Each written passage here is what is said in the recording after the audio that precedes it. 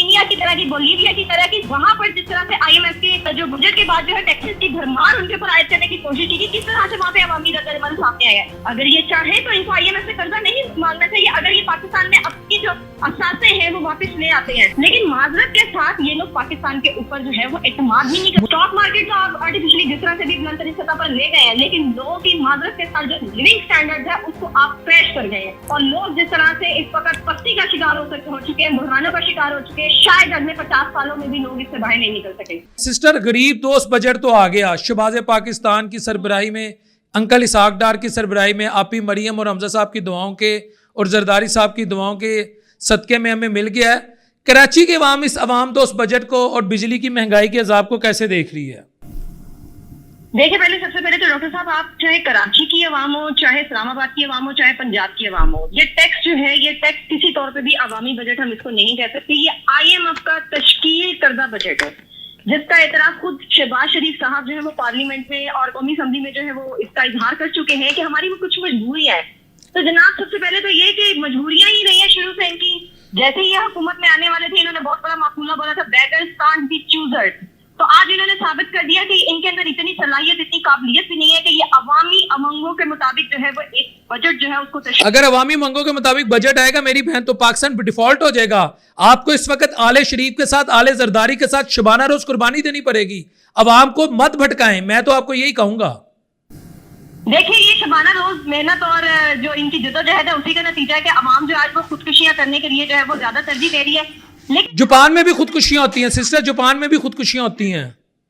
बिल्कुल बिल्कुल बिल्कुल। देखिए, यहाँ पर थोड़ा सा कसूर हमारी अवाम का भी है। वो ची गवैरा की एक कहावत मैं यहाँ पर आपको कोट करना चाहूंगी कि कौमों को इतनी गुलामी की आदत डाल दो कि वो जीने को ही अपनी तरक्की समझे। अब यही हाल हो चुका है कि लोग समझते हैं कि हम जिंदा हैं, हम सांस ले रहे हैं, तो यही हमारी तरक्की है। अब बजट में जिस तरह के टैक्सेस आयद किए जा रहे हैं, वो कहाँ से अवाम दोस्त टैक्सेस हैं। अब जब बतौर खतूने खाना अगर मैं देखूं, जहां मेरी शौहर की तनख्वाह में से 4000 रुपया महाना कटता था टैक्स, अब वहां पर 8000 कटेगा। तो मुझे ये बताइए, क्या आप शहबाज शरीफ के साथ, क्या आप मरियम के साथ, हमारी ये जो रूलिंग एलीट है जिन्होंने जमहूरियत बचाई है, जो शोधा का खानदान है, भुट्टो खानदान के साथ आप पाकिस्तान बचाने के लिए कुर्बानी नहीं देंगे अगर आपका टैक्स डबल हो गया?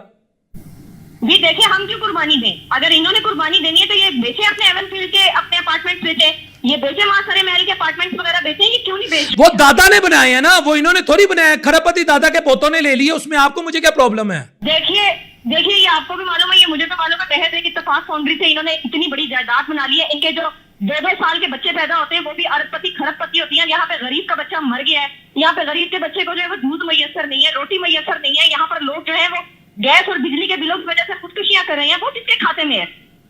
अवाम को इन्होंने कीड़े मकोड़े समझ रखा है, अवाम को इन्होंने अपनी एक इजारादारी समझ रखा है। ये जब दिल चाहता है ये यहाँ पे डील करके ये जद्दा रवाना हो जाते हैं, और जब इनका हुकूमत करने का टाइम होता है तब भी ये बूट पॉलिश करके, मालिश करके यहाँ पर वापस आ जाते हैं, सिर्फ अवाम को बुद्धू बनाने के लिए। अब बिजली के बिल जो है, जिसके ऊपर पूरी तरह से जो कौम जो है वो एहतजाज करना शुरू कर दी है, अब मुझे ये बताइए कि इन बिजली के बिलों की अगर लोग अदायगी नहीं कर पाएंगे तो जाहिर सी बात है लोग आपको मीटर काटने आएंगे, और जब मीटर वगैरह काटने आएंगे तो वहां पर जो है वो लड़ाई झगड़ा भी हो सकता है, वहां पर जो है वो धावा भी बोला जा सकता है। तो इन सब बातों का, इन सब खराबियों का जिम्मेदार कौन होगा फिर? मैं आपको बताता हूं, आपने कहा जी इन्होंने ये किया, मैं कहूंगा शहबाज शरीफ ने कौम के गम में कमर का रोग लगाया। शहबाज शरीफ ने कौम के गम में कैंसर के मर्ज में मुब्तला हो गया। आपी मरियम दिन रात एक करके टिकटॉक बना रही है, और आपको पता है टिकटॉक बनाने के लिए मेहनत करनी पड़ती है। मेरी और आपकी तरह, मेरी बात सुन ले आप, मेरे और आपकी तरह तनकीद करने से टिकटॉक नहीं बनती।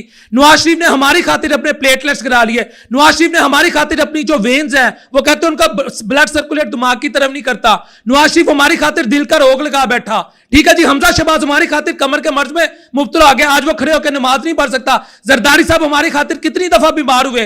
बिलावल भुट्टो जरदारी हमारी खातिर अपने नाने को उसने कुर्बान किया, अपनी मां को उसने कुर्बान किया, अपने 2 मामों को उसने कुर्बान किया। और आप इस खानदान से क्या तवक्का करती हैं? अवाम ने क्या किया? अवाम खा रही है, पी रही है, सो रही है, बच्चे पैदा करिए। ये तो शुक्र करें कि आले शरीफ हैं, आले जरदारी हैं, अंकल इसाक डार हैं, वरना मुल्क तो डिफॉल्ट कर जाता। वो बकौल इनका वो यहूदी एजेंट था, वो तो पाकिस्तान को तबाही के दहाने पे ले गया था। बिल्कुल बिल्कुल। देखिए, मैं आपकी सारी बातों से मुत्तफिक हूँ, ये सारी चीजें कौम भी जानती है, और उस चीज का जो नतीजा था वो इलेक्शन 2024 था, जिसमें जो है लोगों की जो एक भरमार थी, जो एक लोगों की अक्सरियत थी, उसने किस पार्टी को वोट दिया ये आप भी जानते हैं, ये मैं भी जानती हूँ। ये इनका जो था वो सबसे बड़ा ये एक जनाजा निकाला गया जिस तरह से इन्होंने हमेशा से डील करके, जिस तरह से हमेशा से इन्होंने चोर दरवाजों से इक्तदार में दाखिल होने की कोशिश की है, तो इस इलेक्शन में इनका जनाजा निकल चुका है। ये लोग खुद जो है वो महंगाई खत्म करने के दावे करने के लिए आए थे, ये लोग महंगाई का मार्च कर रहे थे, ये लोग हर रोज जो है वो कोई नया राग लाते थे कि हमें जो है वो आप मौका दें तो हम दोबारा से जो है दूध शहर की नहरें बहा देंगे। तो आज जब ये हुकूमत में पिछले 2 साल से, तो आप मुझे बताइए, जिस तनासुब से महंगाई में इजाफा हुआ है, जिस तनासुब से जो है पेट्रोल की कीमत में इजाफा हुआ है, जिस तनासुब से बिजली गैस के बिलों में इजाफा हुआ है, क्या तारीख में पहले कभी ऐसा देखा गया है? महंगाई 38 से 11, देखिए मेरी बात सुनिए, महंगाई 38 से 11% पे आ गई है। आपी मरियम 500 से 700 के सूट पहन रही है। उस्मा बुखारी, जो मैं आपको पंजाब की बात बता रहा हूं, वो कहती है मैं 12 से 1300 का सूट पहनती हूं। अता तारर जो है, जो इंफॉर्मेशन मिनिस्टर है, वो किराए के घर में रहता है। नवाज शरीफ साहब जो है, उन्होंने 24 घंटे शुबाना रोज काम करके बजट तरतीब दिया। इस बजट ने क्या किया? पाकिस्तान को डिफॉल्ट होने से बचाया। इस बजट ने क्या किया? IMF जो है, जो पाकिस्तान को अब कर्जा देने पे वो कहते हैं ठीक है हम आपको कर्जा दे देते हैं, अगर खुदा ना ख्वास्ता कर्जा ना मिलता तो पाकिस्तान डिफॉल्ट हो जाता। ना सिर्फ कर्जा मिलने जा रहा है, बल्कि यही शहबाज शरीफ अपने कपड़े बेचने पे तुला हुआ था। यही शहबाज शरीफ मेरी और आपकी खातिर मियां मोहम्मद शरीफ रहमतुल्लाह अलैह का बेटा, जो खरबपति बाप का बेटा है, जो खरबोपति बाप का बेटा है, जो तो मैं कहता हूं इनको तो कमाने की जरूरत नहीं है, मेरी और आपकी खातिर शेखों के पास, अरबियों के पास, चीनियों के पास मांगने जाता है। हम ना शुक्र कौम है, हमें ऐसे सोने वाले अल्लाह ने हीरे लीडर अता किए, ऐसे हीरे खानदान अता किए, हम कब तक ना शुक्री करेंगे PTI के पीछे लगकर? खुदा का वास्ता मेरी बहन, आए शुबाना रोज इनके साथ मिलकर कुर्बानियों का सिलसिला जारी रखें, ताकि आम आदमी भी ये जमहूरी जो सम्राट है इससे मुस्तफीद हो सके।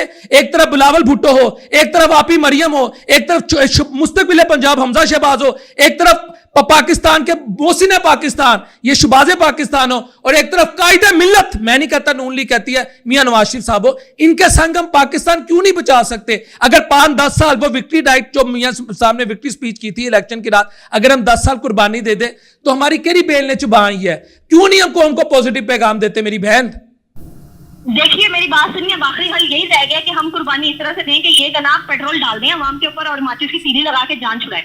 एक यही वाहिद आखिरी रास्ता बच गया पाकिस्तान की अवाम के पास, क्योंकि इसके बाद तो कोई और रास्ता बचता नहीं है। अब पाकिस्तान की अवाम भी ऐसा धनिया के पानी और सत्तू का पानी पीकर सोई हुई है कि पाकिस्तान की अवाम जो है वो अपने हक के लिए बाहर नहीं निकलती। सोशल मीडिया पर जो है आप भरपूर तरीके से जंग लड़ रहे हैं अपने हकूक की, लेकिन जहां बात आती है यहाँ पर अपने हकूक के लिए बाहर निकलने के लिए, आप ये देखिए जो थर्ड डेवलप कंट्रीज है, कीनिया की तरह की, बोलीविया की तरह की, वहां पर जिस तरह से IMF के जो बजट के बाद जो है टैक्सेस की भरमार उनके ऊपर आयत करने की कोशिश की, किस तरह से वहां पे अवामी रद्द-ए-अमल सामने आया है। तो इसमें जनाब सबसे बड़ा कसूर है ना, मैं आपको बार बार यही कह रही हूँ कि पाकिस्तान की अवाम जो है ना वो भी इसमें बराबर की शरीक है। जिस तरह से पाकिस्तान की अवाम ने अब तक इन लोगों को सपोर्ट किया है, इन लोगों की हर अच्छी बुरी बात के ऊपर हाँ किया है, आज पाकिस्तान की अवाम उसका, आप अल्लाह को हाजिर नाजिर जान के अपने मियां नवाज शरीफ की सलामती के लिए आप रात के तीसरे पैर उठ के दुआ नहीं मांगती? जरदारी साहब को देख के आप ये नहीं कहती जिए भुट्टो? आप मरियम नवाज को देख के खुश नहीं होती? अल्लाह को हाजिर नाजिर जान के आपके दिल में उनकी मोहब्बत नहीं है? आप प्यार नहीं करती मन ही मन में उन सबसे? देखिए आज नवाज शरीफ ने अपने एवन फील्ड के अपार्टमेंट्स बेचे, पाकिस्तान में अपनी जायदाद क्यों बेचे? आप अपना घर बेचेंगी, मैं अपना घर बेचूंगा, और मेरी बहन नहीं बेचो। देखिए मैंने तो पाकिस्तान में रहते हुए अपनी मेहनत की कमाई से मैंने अपना घर बनाया है, मैं क्यों बेचूं? तो मियां मोहम्मद शरीफ रहमतुल्लाह अलैह की मेहनत की कमाई है जो 12 एवन फील्ड अपार्टमेंट्स हैं। देखिए अगर उनकी मेहनत की कमाई होती तो वो पाकिस्तान में बनाते, उनको किस चीज का खौफ था? अपने मुल्क से। माशाल्लाह पाकिस्तान में कितने हजार कनाल का जाती उमरा बनाया तो है, बाहर भी बनाया ना, ताकि बाहर अगर उनको पता लगे दुनिया को कि पाकिस्तानी प्रोग्रेसिव हैं, हो सकता है वहां, एक सेकंड, हो सकता है वहां हसन नवाज, हुसैन नवाज मेरे और आपके लिए, मेरे और आपके बच्चों के मुस्तकबिल के लिए कोई ऐसी मीटिंग्स करते हो, मैं ये कह सकता हूं जो मगरबी कुव्वतें हों वो पाकिस्तान के साथ कोई बेहतरीन डील कर सके, और उसके पीछे ये चुप करके आते हो, ये ना अपनी तशहीर करना चाहते हो, ऐसे भी तो आप लेना। अक्सर नून लीगी भाई यही कहते हैं कि बाहर गए ने शाह डेली गए ने। देखिए बिल्कुल, अभी आपको याद होगा कि कुछ अर्सा पहले ही जब इन्होंने अरब अमारात का जो है वो एक दौरा किया था और इन्होंने वहां पर जाकर गुजारिशात पेश की थी कि यहाँ पर पाकिस्तान में जो इन्वेस्टमेंट की जाए, तो उन्होंने आगे से बहुत अच्छा जवाब इनको दिया था, जिसके ऊपर इनका टका सा मुंह बन गया था। उन्होंने बोला था कि भाई जब आप अपनी इन्वेस्टमेंट पाकिस्तान में खुद नहीं करते तो आप किस मुंह से हमें तरगीब दे रहे हैं कि हम पाकिस्तान में इन्वेस्टमेंट करें? तो ये तो जहां जहां मांगने जाते हैं वहां पर तो इनको अच्छा जो है वो टका सा मुंह बना के जवाब मिलता है, लेकिन ये पाकिस्तान में आकर जो है वो बात नहीं बता सकते क्योंकि इनकी अपनी बेइज्जती होती है। तो कहने का मतलब ये है कि अगर आपको पाकिस्तान से इतनी मोहब्बत है तो लाइए अपनी जायदादें लेकर आए, पाकिस्तान का भी कुछ भला करे, पाकिस्तान के लोगों का भी कुछ भला करे। आपको याद होगा कि अभी जो दुबई लीक हुई है वहां पर जितने अरब की पाकिस्तानियों ने जायदादें खरीदी हैं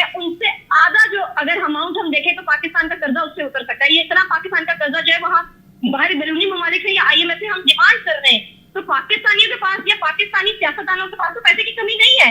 अगर ये चाहे तो इनको IMF से कर्जा नहीं मांगना चाहिए, अगर ये पाकिस्तान में अपनी जो असासे हैं वो वापस ले आते हैं। लेकिन माजरत के साथ ये लोग पाकिस्तान के ऊपर जो है वो एतमाद ही नहीं करते। मुझे लगता है खान साहब के आपने, और मेरी बहन, मुझे लगता है इमरान खान साहब के आपने लेक्चर बने सुने हैं, और साढ़े से पंजाबी च कहते हैं अगला भूतर गया जे भी ड्यू पॉलिसी, यानी बदमस्त हो गए आप लोग ना रियलिटी से दूर हो गए हैं। आप शहबाज पाकिस्तान के लेक्चर सुने, आपी मरियम के लेक्चर सुने, हमजा शहबाज के लेक्चर सुने, जरदारी साहब के लेक्चर सुने। आप जमहूरियत के सम्राट से आपको इंशाल्लाह ताला फ़वाइद होंगे।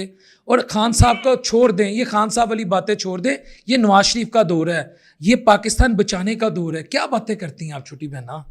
देखिए मरियम की मैं बातें कैसे सुनी हूँ, मरियम नवाज साहिबा की मैं बातें कैसे सुनूं। 200 यूनिट फ्री बिजली देने का उन्होंने वादा किया था अपनी इलेक्शन कैंपेन में, आने के बाद जिस तेजी से उन्होंने बिजली के जो यूनिट है उनके रेट बढ़ाए हैं, मैं कैसे उनकी बात पर यकीन करूं, मैं कैसे उनका जो है मैं उनके हाथ में बैठ करने की कोशिश करूं नाउजुबिल्लाह, जब उन्होंने पाकिस्तान के मुफाद के लिए, पाकिस्तान के अवाम के मुफाद के लिए टके का काम नहीं किया, सिवाय टिकटॉक बनाने के अलावा।